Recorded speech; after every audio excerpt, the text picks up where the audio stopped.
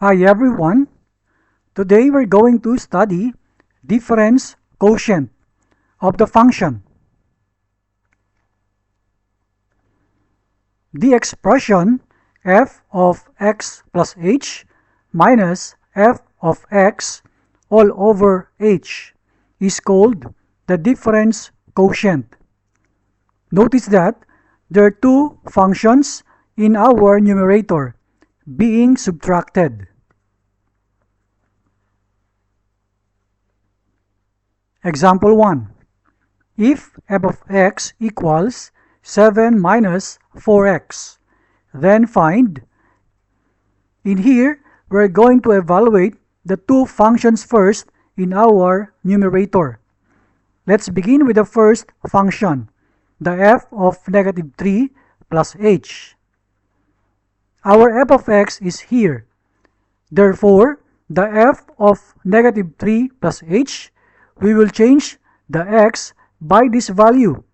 So we have the 7, we copy here, minus the coefficient 4 with the x becomes negative 3 plus h. Now we simplify. Negative 4 times negative 3 is plus 12. Negative 4 times h is negative 4h. Then we combine 7 plus 12.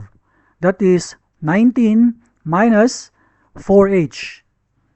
Then we evaluate the second function, the f of negative 3. With our f of x here, we will now evaluate f of negative 3 as 7 minus 4 times the negative 3. We multiply negative 4 by negative 3, we have positive 12. 7 plus 12 equals 19. Step 3 now is to evaluate our difference quotient. Let us now substitute the corresponding values of the functions in our numerator. We have the f of negative 3 plus h. The value is here, 19 minus 4h, minus the f of negative 3. The answer is here from step 2. That is 19 all over h. Then we simplify our numerator. Let's remove the grouping symbols respectively. 19 minus 4h minus 19 all over h. We can combine this 19 minus 19. Actually, it becomes 0. So we have negative 4h left in our numerator over the h. Notice that h in the numerator and there is an h in the denominator that we can cancel. Finally, the answer is negative 4.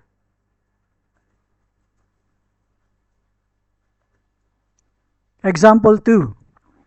If f of x equals negative 2x plus 3x squared minus 1, find f of x plus h minus f of x all over h. Notice that we have two functions in our numerator. Let us evaluate this f of x plus h first. The function f of x is given here. So the f of x plus h, we will change all x by the value x plus h.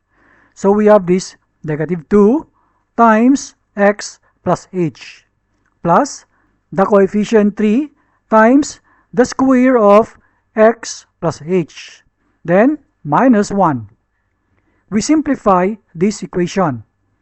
The negative 2 we multiply to the x, also to the h. So we have negative 2x minus 2h plus, we copy the coefficient 3 here, then we expand the square of x plus h.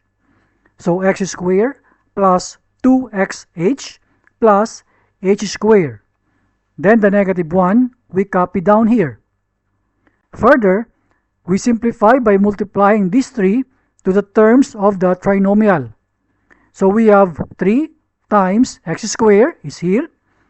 3 times 2xh becomes 6xh. Then 3 times h squared is 3h squared. We copied the negative 1, also the negative 2x, and negative 2h. This is now the value for the f of x plus h. Look at the second function here, f of x. There's no need to evaluate this because this is the given function of the problem. Therefore, we go to the step 2, that is now to evaluate the difference quotient itself. Let us now substitute the values. The f of x plus h is the value from step 1, minus f of x is the given function. So it becomes like this, all over h. Let us simplify further. Let's remove the grouping symbols respectively. In the first big group, we can directly remove the grouping symbol. But in the second group, because of the negative sign here, we need to change the sign of all terms inside the second group. So, the negative 2x becomes plus 2x. The positive 3x squared becomes negative 3x squared. The negative 1 becomes plus 1. Now, let's combine like terms. Look at the negative 2x. There is a positive 2x here. We can cancel it out because it becomes 0.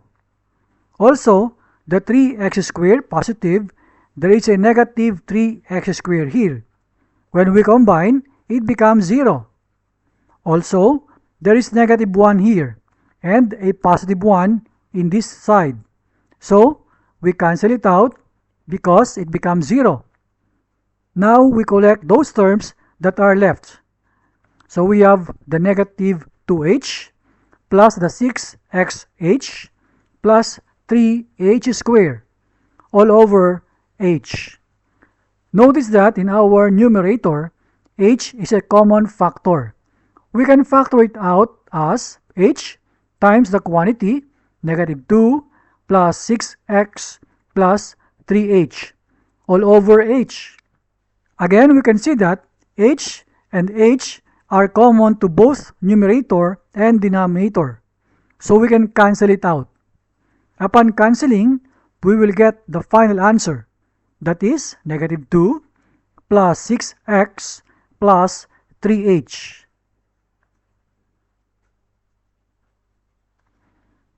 Example 3. If f of x equals 4x plus 1, find f of x minus f of a all over x minus a.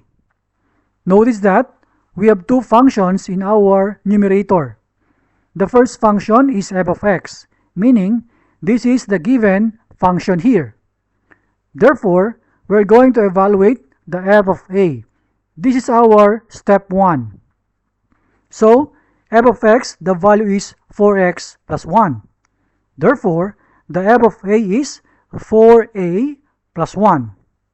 We know that we are just simply changing the x by the value a. So we proceed directly to evaluating our difference quotient, the f of x minus f of a all over x minus a. Let us substitute the values. So f of x is the given function, that is 4x plus 1, minus the f of a is the value from step 1, 4a plus 1, all over the denominator x minus a. Let's remove the grouping symbols respectively. From the first group, we can remove directly. But the second group, because of the negative sign here, we need to change the sign of all the terms of the second group. So it becomes 4x plus 1 minus 4a minus 1 all over x minus a. Let's combine like terms. Look at the plus 1 here and there is a negative 1. So that means we can cancel it out. It becomes 0. Then we collect the remaining terms. These are the 4x minus 4a all over the denominator x minus a. Notice that in our numerator, there is a common factor, and that is the value 4.